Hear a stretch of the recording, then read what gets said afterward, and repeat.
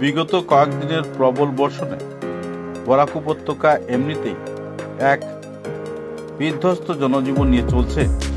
তার উপর রেমাল ঘূর্ণিঝড়কে কেন্দ্র করে সমগ্র উত্তর পূর্বাঞ্চলে একটা আতঙ্কের পরিবেশ। রেমালের চাপে সমগ্র উত্তর পূর্বাঞ্চলে প্রভাব পড়েছে। গোটা ডিমা হাসাও জেলায় বিভিন্ন রাজপথ তলিয়ে গেছে।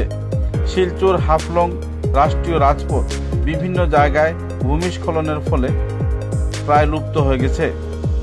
কয়েকটি জায়গায় বাহন শুদ্ধ সড়ক নদীগর্ভে তলিয়ে গেছে। পাহাড়ের উঁচু থেকে নেমে আসা জলের তোড়ে ভেসে গেছে ট্রাক সহ সড়ক। বেহাল অবস্থায় সম্পূর্ণ এলাকা। ডিমা হাসাও এলাকার শুধু পার্বত্য এলাকা নয়, সমতল অঞ্চলেও প্রভাব পড়েছে বন্যার। বিভিন্ন এলাকায় বন্যার জমা জল এলাকার বসবাসকারীদের মনে আতঙ্ক সৃষ্টি করেছে। এদিকে শিলচর শহরে বিভিন্ন এলাকায় জমা জলের ফলে সাধারণ জনজীবন ন্যস্তব্যস্ত হয়েছে।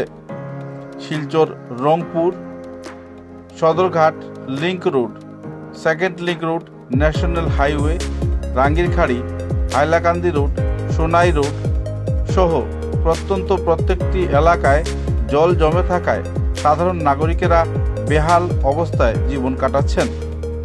শিলচরের চার্চ রোড সহ আবাসিক এলাকার বিভিন্ন নিম্নবর্তী এলাকাগুলোতে জল জমে যাওয়ায় সাধারণ জনজীবন সম্পূর্ণভাবে প্রভাবিত হচ্ছে।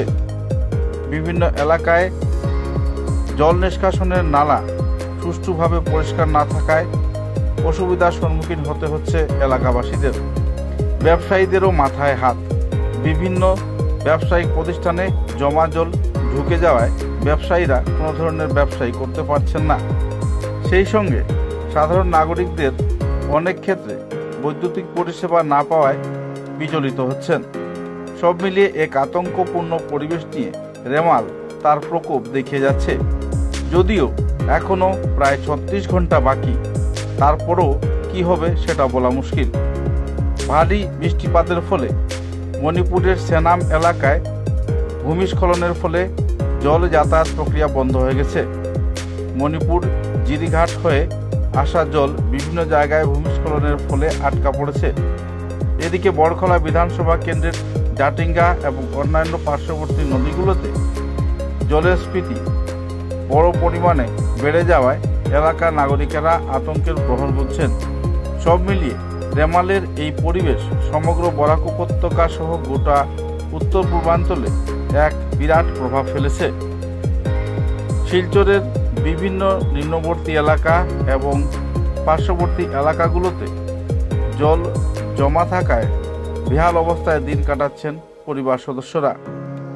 সাধারণ নাগরিকদের এখন এটাই প্রশ্ন, প্রকৃতির এই দাপটে তাদের আর কত সময় অসুবিধার সম্মুখীন হতে হবে এবং সাধারণ জনজীবন থেকে সরে থাকতে হবে।